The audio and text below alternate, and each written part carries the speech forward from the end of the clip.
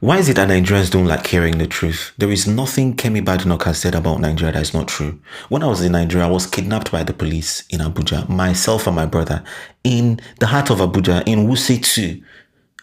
In Wuse 2, I was kidnapped. And these guys said, oh, well, you know that they've spoken to the Alga in the night, in the dead of the night. They drove us around the suburbs, the suburban areas of Abuja. They threw us into the trunk. I actually struggle with anxiety and what's it called? And claustrophobia. They threw me into the trunk of the car, myself and my younger brother. They harassed us. They told us that they could kill us, nothing will happen. They forcefully took our ATM cards from us, went and used POS, and we drew how much? Over 500,000 naira. In fact, they took my AirPods. What are you guys talking about? Like, why is it that we are a very sentimental people? The Nigerian government, the Nigerian leadership is very poor. The Nigerian government is bad. Nigerians need help. Why?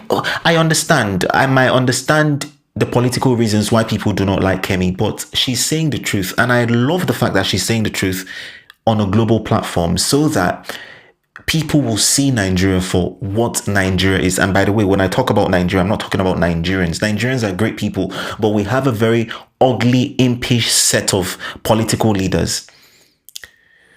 See, that night when I was in the trunk of that Toyota Matrix and all of these things were happening, I was with my pill, my anxiety pill, and I wanted to take my anxiety pill.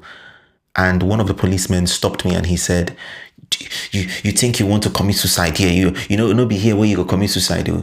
By the way, that's just one of my encounters. Have I also told you guys that a soldier in Nigeria, an army man in Nigeria, has actually said to me, we were actually in a bus, we were going to Abuja by road. That was many years ago. And something happened. Anyway, long story short is that he said to us that I can shoot you here and kill you and nothing will happen. And do you know what's funny? You might think that the threat is actually empty. Nothing will happen. If an army man shoots you in Nigeria, if a policeman shoots you in Nigeria, nothing will happen because they can frame you for being a thief. They can frame that you had drugs or, you did something. It is ridiculous. After that experience in Nigeria, I palpitate. I'm always suffering heart palpitations whenever I see the police. Because the police in Nigeria can the police in Nigeria can bully you just because you look good. How did you get the money to buy this phone? They've carried my friend. They've arrested my friend who's a music producer because he had a laptop. What do you mean by you're a music producer? What's that? The police in Nigeria are one of the most uneducated in the world. Like, a policeman in Nigeria is asking my brother to bring the certificate that he received to have Binance on his phone, to do cryptocurrency, that he's meant to have a permit. These guys are so daft. And then when you talk about it, Nigerians are saying, oh, you are demarketing Nigeria. But Nigeria is already in shambles. At what point are you guys going to talk about the woes in Nigeria without you guys trying to manipulate other people? Nigeria is in shambles. In Nigeria, I feared the security agencies more than I feared thieves and kidnappers. Because at least I know that the thieves and kidnappers, they are real. That's what they are. But there is no need parading yourself in police uniform, but then you do just the exact thing thieves and kidnappers will do to me. I'm talking about my experience. So when you hear some Nigerians abroad say stuff like, I can never live in Nigeria, or it's not because we don't love Nigerians. It's not because we don't love Nigeria. Sadly, the things that we've seen in Nigeria, we don't want to. That night that I was in the trunk of the Toyota Matrix, I decided that I will not raise my children in Nigeria. Like, because when I called my dad and I told my dad, this is what happened, my dad began to cry. My father, who's 60 plus, began to cry. He was sobbing like a child. He was like, so this is how I would have just lost you. He was crying. And then in that moment, I'm like, wait a minute. If I don't leave this country, this is what I'll have to face with my child.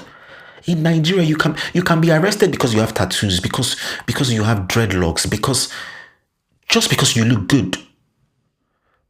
And it is absolutely insane. It's gutting.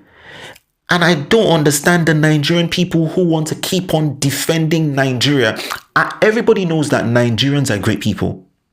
Nigerians are good people. Nigerians are great people. But the Nigerian government are not good people.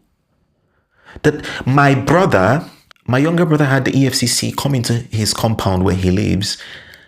Do you know how they got into the compound? They broke the CCTV cameras. It's a financial security agency is breaking the CCTV cameras, slapping people unwarrantedly, beating people up. And then at the end of the day, they just go. And they came in with masks. Oh, for God's sake. Nigeria is a real crime zone. Nigeria is a crime zone. So when people who are abroad, we don't know what Kemi Badenoch has actually seen. She's just telling us bits and pieces here. We don't know the fullness of the things that she experienced in Nigeria. So let her talk. If the government is very embarrassed about what's happening and what people are saying, then fix up. The Nigerian government should fix up. Just fix up and everybody will be fine. Simple. I love Nigeria. I love the Nigerian people. But you know, one thing I have grown to accept is that my love for my life is not less than my love for Nigeria. So as much as I love Nigeria, I can have a long distance relationship with Nigeria as a state. With Nigerians, I absolutely love Nigerians. I think that we are one of the most phenomenal people in the world. But yeah, let Kemi keep on talking.